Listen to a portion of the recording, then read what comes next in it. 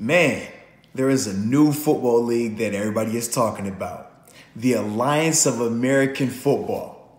And man, I must say, watching their debut season opener last night, I was impressed for a couple of reasons.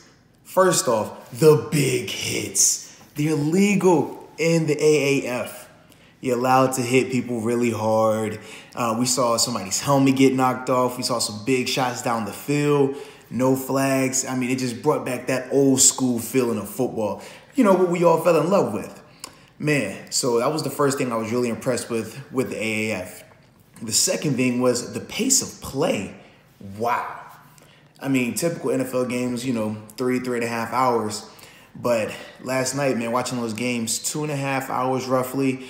Not a lot of stoppage, not a lot of TV timeouts. In fact, the way that the broadcaster where I was watching it at was, if it's a commercial being played, you're still able to actually see the game and see what's going on, players in the huddles, etc. The play clock, NFL play clock, 40 seconds, AAF 35 seconds. So like I said, it definitely kept things moving. A couple interesting things about the AAF that were different compared to the NFL and the NFL rules were, number one, it was no kickoffs and no field goals after touchdowns. So for all my kickers out there, not as much love as you probably would like. Also, after every touchdown, you must go for two. So that was an interesting twist to it as well. Didn't get to see this play into effect with the game I was watching, but no onside kicks. In fact, if you do want to try to get the extra possession, you have to elect to go for a 4th and 12 conversion attempt. So that's a funny little twist on it. And I kind of like that concept, man. As a football player, somebody who understands the health risks that go into the game, you know that kickoffs are the leading causes for concussions. A lot of the bigger injuries, bigger hits take place on that. So the fact that they kind of removed that from them, from the element of the game or whatever, I definitely could see the benefit of that. Secondly, something that I didn't get to see, but after looking at the rules for the AAF, the overtime rules. So everyone knows collegiately, you get a possession, the other team gets a possession, you keep going until, one person doesn't score, etc. Whereas in the NFL, both teams don't always get a possession. In fact, if you get the opening possession and you score a touchdown, the game is over.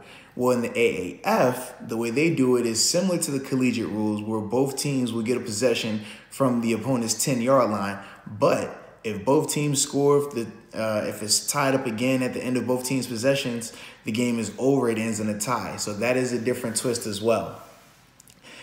Something that I did find very interesting and that I think could come up in future conversations with the NFL was the replay situation.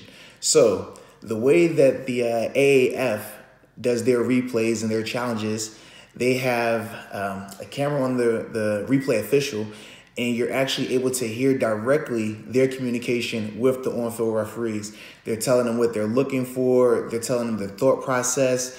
And ultimately, you hear the decision that's being made from the replay official before the referee ever makes it publicly. So that was a pretty cool element.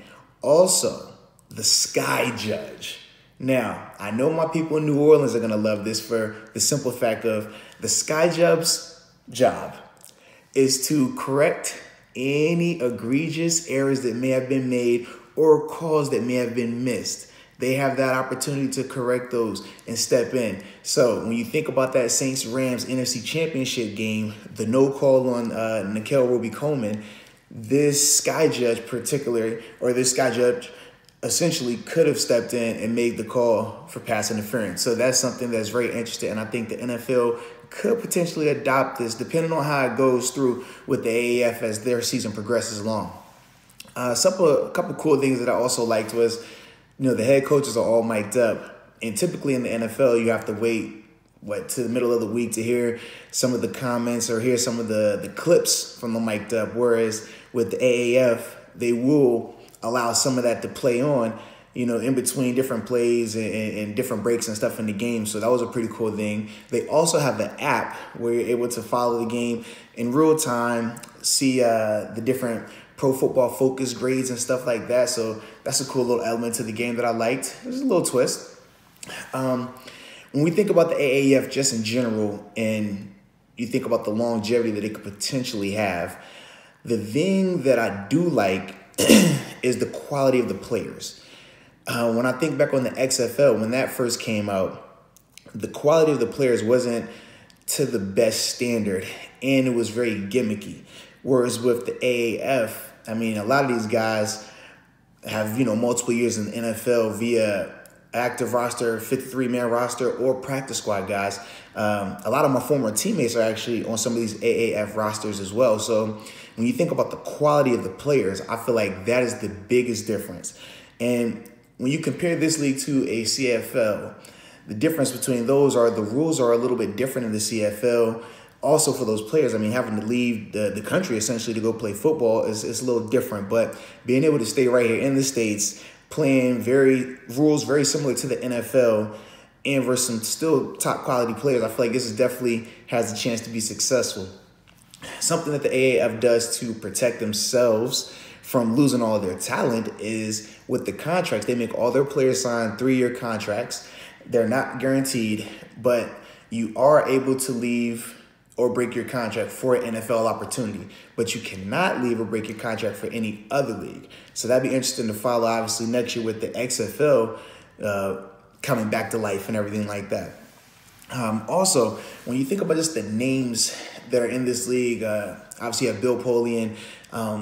When you think about Hines Ward, though, head of football development, Troy Polamalu, head of player relations, Michael Vick, offensive coordinator, Mike Singletary is the head coach, the old ball coach, Steve Spurrier is out there. So, I mean, it's a ton of names associated with this, a ton of people who have had success at different levels via coaching and playing and management. So I definitely think this league has a lot of potential. And like I said, for it to be their opening weekend, man, I feel like they had a lot of success. So it'd be interesting to follow to see how it progresses, see if they can sustain this strong outing. And also, when you think about the viewership, man, they competed with the Houston Rockets last night for the primetime spot, and they actually have more viewership through CBS. So, I mean, it'd be interesting to see if they can keep these numbers up.